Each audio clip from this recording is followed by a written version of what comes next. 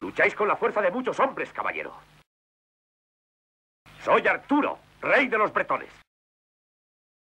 Busco a los caballeros más valientes de la comarca para llevarlos conmigo a Camelot. No pasarán. ¿Qué?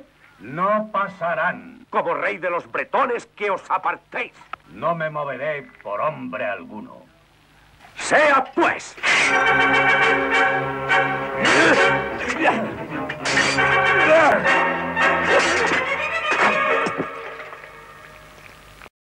Ahora apartaos, digno adversario. No es más que un arañazo. ¿Qué decís? ¿Os he cortado un brazo? No, no es cierto. Entonces, ¿eso qué es? Heridas más graves he sufrido. ¡Mentís! ¡Cobarde!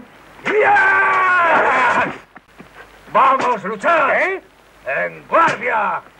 Pero, imbécil, si ya no tenéis brazos. Una herida superficial, gallina.